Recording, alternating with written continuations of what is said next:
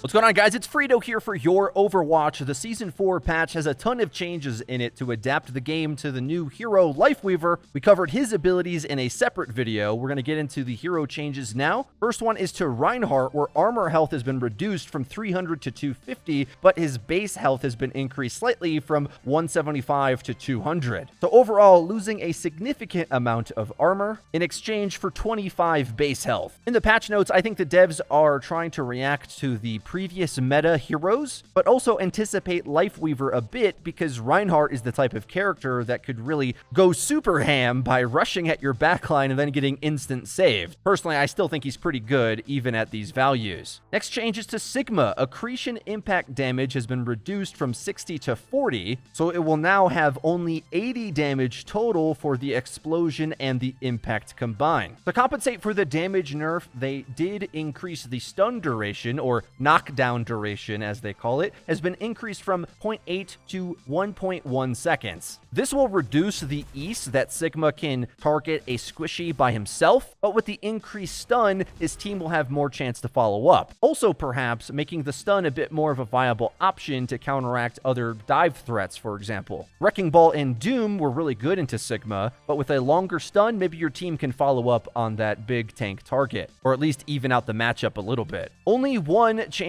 to the damage heroes. Cassidy's base health has been reduced from 225 to just 200 yet again. And Magnetic Grenade's damage has been reduced from 131 to 120, which means a Magnade and Body Shot no longer will nuke a squishy. That's pretty significant. And while you might be worried that losing the thick Cassidy for giving HP might knock down his tier list ranking significantly, remember they increased the range of his Peacekeeper from 20 to 25 meters a few patches ago. And considering Lifeweaver's in the game and is an amazing combo piece with him, Cassidy has a lot of new options to get out of combat or be set up on high ground now. So he's still pretty good, in my opinion, especially in Lifeweaver comps. One last change they snuck in to Sombra, where her EMP can now disable Blizzard in order to keep it in line with EMP disrupting other deployable type ultimates. Onto the support changes now. Ana's Sleep Dart maximum duration on tank heroes has been reduced by 30% from 5 to 3.5 seconds, so you won't be as much of a hard counter against tank heroes. But to be honest, most of the effect on a tank hero is just halting their momentum and setting them up for follow-up. Like on squishies, you want your teammate to come over to do a one-shot kill on them. So if it was shorter on that, I think that would be a lot worse. This change mainly is going to stop those tank AFK asleep on the payload or whatever type moments, but also increase the potency of characters like Doomfist and Ball, as they may be able to get up with their empowered ability still having some duration, whereas you used to be able to sleep a Wrecking Ball and his adaptive shields would wear off. Winston Primal as well for the same reason, but try to remember Ana is a character that can see a lot of value with Lifeweaver as well, getting saved herself and being set up on high ground all the time. That's like a new aspect of the game. It's going to be hard for us to remember to wrap our minds around, but the map editor potential of Lifeweaver kind of just rebalances the whole game. Next, finally, we've got the new Brigitte Ultimate rework. Rally has a lot of changes. Brigitte now gains 100 restorable armor health pool for the duration of Rally, so that's an instant burst of health that can be healed, but she no longer gradually builds up temporary health like her nearby allies. So they still get that effect, she does not. But Rally now upgrades her barrier shield, increasing both its size and health, and this new shield is comically large.